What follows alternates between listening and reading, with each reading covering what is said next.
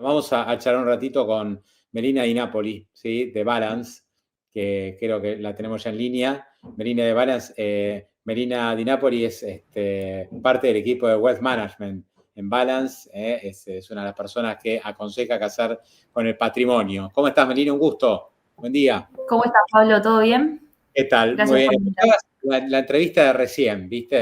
Donde no Escuchaba, sí. está bien claro qué pasa con el dólar, qué va a pasar con las tasas.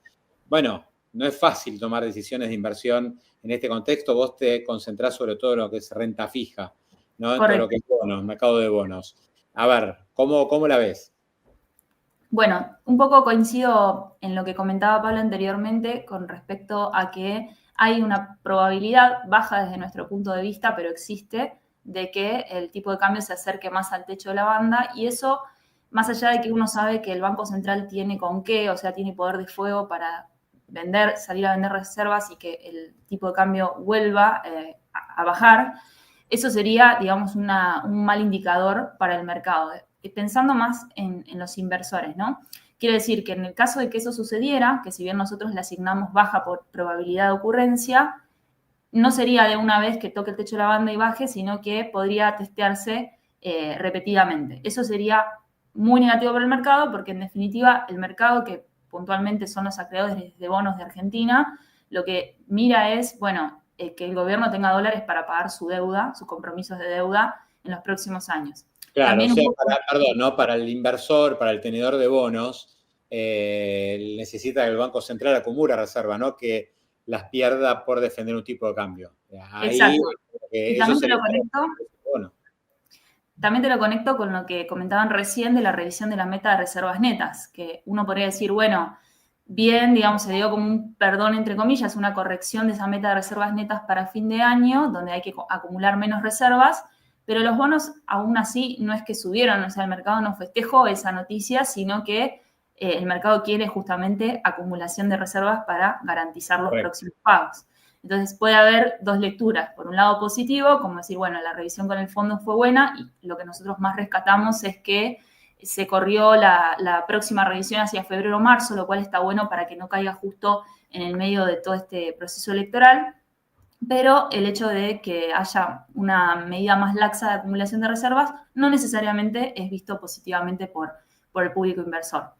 Yendo un poco a lo que me preguntabas en cuanto a qué esperar para los próximos meses, la realidad es que históricamente hay depreciación en la previa electoral. Cuando uno mira todas las elecciones, siempre sube el dólar por muchos inversores, sobre todo empresas que se ven obligados a cubrirse su caja en dólares, porque históricamente en Argentina los gobiernos postergan las decisiones malas o magras para la sociedad el día después de las elecciones. Por Sí. ejemplo, tuvimos una devaluación después de las elecciones del 23, exactamente el lunes posterior a las elecciones. En este caso, hoy estamos en un esquema de bandas, con lo cual no es algo premeditado esa devaluación, pero siempre está esa sensación o ese temor de, bueno, después de las elecciones cambian las bandas, después de las elecciones liberan controles. Entonces, ese hoy en día creo que es el principal factor que hace que algunos individuos y también empresas prefieran cubrirse, que esto es algo totalmente normal o habitual en los años electorales. Y también están del otro lado los inversores que buscan los retornos altos, jugosos, medios en dólares, ¿no? Entonces, fundamentalmente lo que es el carry trade, ¿no? Decir, bueno, el tipo de cambio está muy cerca del techo de la banda, esto yo lo veo como más que como un riesgo, como una oportunidad para vender dólares y posicionarme en pesos. Sí, aprovechando que las LECAP se fueron a 50, 60%, Sí, con una suba acotada del tipo de cambio por el techo de la banda, justamente. exacto. Claro, como bien vos decís, tenemos las LECAPs con la referencia de tasa en la parte corta cerca de 50, saquemos de lado la que vence la semana que viene porque distorsiona un poco mirar esa tasa nominal anual, pero podríamos decir la parte corta en 50 y la parte más larga está ahora en 38, 43, dependiendo qué miremos de 2026 o 2027. Esto en función de las proyecciones de inflación hacia adelante son tasas altísimas, como comentaba Pablo, son muy restrictivas para la economía, ¿no? Porque es una tasa muy por encima de la inflación proyectada. Justo Claro, esta Melina, semana lo se que es una dijo, tasa, sí, perdón, lo que es una tasa interesante para el inversor es una tasa muy mala para la empresa, para ¿no? una Para pyme. la Exacto. economía, para la pyme, obvio. Sí. La inflación proyectada por el REM para los próximos 12 meses es del 21%. Entonces, si como mucho, como muy barata una tasa es 45% TNA, es excesivamente alta en términos reales. Y eso es lo que nosotros, desde nuestro punto de vista de Balance, creemos que no es sostenible en el tiempo. O sea, estas tasas tan altas en algún momento van a tener que bajar. Hoy en día está todo el tema electoral, que el gobierno quizás prefiere en las licitaciones convalidar tasas de interés más altas para que los pesos esos no se vayan al dólar, justamente porque cuanto más pesos deje fuera de las licitaciones, más volatilidad en el mercado cambiario. Entonces, desde mi punto de vista, esto es algo transitorio, pero no es sostenible en el tiempo y también por el costo fiscal que representa, porque si el gobierno también se financia a tasas más altas, que después tiene que pagar con superávit, no con impresión de billetes, porque la deuda es del Tesoro, eso es un costo, una erogación adicional al costo que tenía anteriormente. Por eso, Nosotros ya estimamos... el escenario es que la tasa en peso va a tener que ir a la baja. La Exacto. cuestión es qué va a pasar con el dólar cuando empiecen a bajar las tasas, ¿no? Me imagino que depende mucho de lo que ocurra electoralmente. Sí, tal cual. Post resultado electoral, yo creo que se vuelve a recalibrar un poco todo el mercado y puede haber interés sobre todo de parte de inversores extranjeros, que hoy en día, comparativamente con lo que fue el gobierno de Macri, no hay posiciones grandes de fondos de afuera en pesos invirtiendo, incluso en los bonos soberanos, es muy tímido la participación de los inversores extranjeros. Te diría que fomentado por el blanqueo el año pasado, quienes compran bonos argentinos, fundamentalmente los argentinos, ya sea a través de sus cuentas locales o de sus cuentas offshore, pero más que nada la deuda argentina está en manos de argentinos. Entonces, quizás eso sí puede ser un buen catalizador, un buen resultado electoral, o sea, pro mercado, vamos a decir, un resultado electoral en el que el oficialismo le vaya bien. Eso podría hacer que ingresen nuevos flujos, ya sea por el MULC, que recién estaban hablando de qué esperar para este semestre del año, para inversores que busquen hacer carry trade, o mismo comprando directamente bonos en dólares en el exterior, lo que contribuiría a la baja del riesgo país. Sí, Melina, ¿qué te gusta más? ¿Qué te gusta más? A ver, por ahí, a ver, yo te doy un panorama. Bonos globales, ¿sí? Bonos en dólares. ¿Te gusta más un money market conservador, digamos, que te llevas la tasa, pero tenés liquidez inmediata?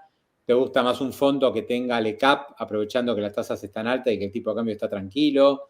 ¿Por dónde habría que ir en este momento? Bueno, mira, primero para distinguir, porque no todos somos iguales, entonces es muy difícil estandarizar la estrategia. Si vos me decís inversor en pesos, hoy en día el money market versus un fondo de LECAPs, que es muy similar en cuanto a la liquidez porque lo podés disponibilizar el mismo día, tiene una diferencia de rendimientos que históricamente está muy alta. Hay un 10% de TNA de diferencia. Por ejemplo, te doy un ejemplo básico. Un fondo money market que mucha gente utiliza, por ejemplo, el de Mercado Pago, que es análogo a cualquier fondo money market, está rindiendo en torno a 27-28% TNA. Y un fondo de LECAP está en zona de 37-38%. O sea, la diferencia de rendimiento es muy grande, está muy amplia. Con lo cual, el que puede dejarlo por mínimo un horizonte de 1 a 3 meses, le sugeriría ir a un fondo de LECAPs. Nosotros nos gustan las LECAPs porque la tasa fija que otorgan en términos mensuales es mucho más alta que la inflación proyectada para estos meses. O sea, tenemos una inflación proyectada que puede salir en torno a 1,8 o 1,9 y la tasa efectiva mensual de las letras es 3,9 o 4% dependiendo del plazo. Quiere decir, te va a pagar más que la evolución de la inflación proyectada. Entonces, para corto plazo, ahí. Para un inversor que juega más a largo plazo, también hay que separar las aguas. Tenemos bonos corporativos argentinos que son quizás a plazos a vencimientos más largos, 2033, desde 2031 hasta 2035, que uno ya puede bloquear, o sea, fijar una tasa de entre 7,5 y 8% anual en dólares. Entonces, eso puede ser muy bueno para un perfil moderado, una persona que piensa en su retiro, porque va a ir devengando esa tasa con un bono corporativo de alta calidad, como sería un caso de Vista, hay bonos de YPF garantizados, de petróleo, la mayoría es del sector de petróleo y gas. Y para el que dice, bueno, me animo con un poquito más de riesgo para una porción de mi cartera, nosotros somos más constructivos con los bonos globales, fundamentalmente el Global 2041. ¿Por qué? Porque es un ejercicio muy, muy sencillo. Uno siempre dice, bueno, a ver, este es el precio de un activo, ¿cuánto es el rendimiento? Podemos hacer el ejercicio inverso, ¿sí? Asumiendo distintos niveles de riesgo país, y dado la estructura del bono, el que tiene mayor potencial al alza es el GD41, o sea, en un escenario donde el riesgo país baja a 550 puntos, por ejemplo. Claro, que ahí un bono largo te da doble mejora. Te da, por un lado, te paga cupón, porque Exacto. los bonos tienen bajos cupones, los bonos argentinos. Sí. El 41 tiene un cupón de ¿cuánto? 4 y pico de hacer.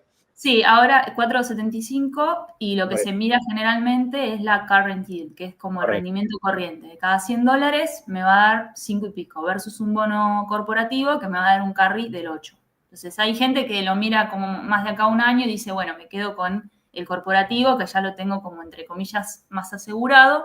Y en el caso del soberano, te llevarías ese 5 y pico, 6% de carry, más la potencial suba que pueda tener el precio Claro, del por activo. eso. Si vos tenés el inversor, ¿no? El que tiene que tomar una decisión, tiene una visión optimista sobre lo que puede venir en Argentina, porque piensa que el gobierno va a ganar las elecciones, que se puede abrir el mercado internacional, esta baja de riesgo país.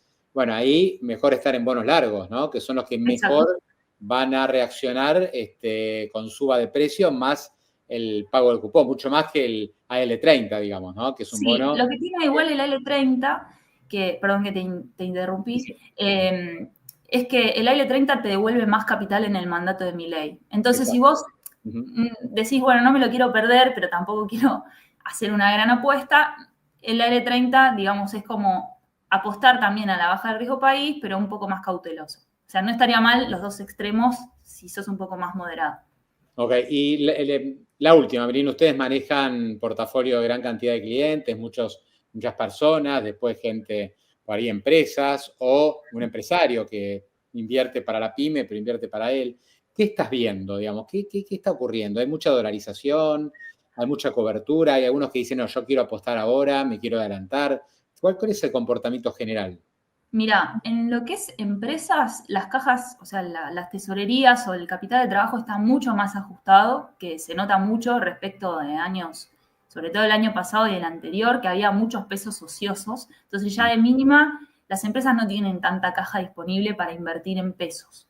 Y lo que tienen está bastante comprometido por ahí con los flujos que van a tener los próximos meses de gastos y demás. Entonces, usamos mucho lo que son las LECAPs para ganarle al plazo fijo e incluso a los fondos para un flujo en pesos en los próximos meses. No hay tanto excedente para dolarizar en las empresas, como sí lo había anteriormente. También hay otra causa que por ahí a veces se comenta muy poco, pero cuando hay brecha cambiaria y una empresa compra dólares, eso le genera una pérdida en su balance que a veces le sirve para pagar menos impuestos a las ganancias a las empresas. Hoy en día no hay brecha, entonces es como que va a ser lo mismo, no le genera ningún cambio contable desde ese punto de vista.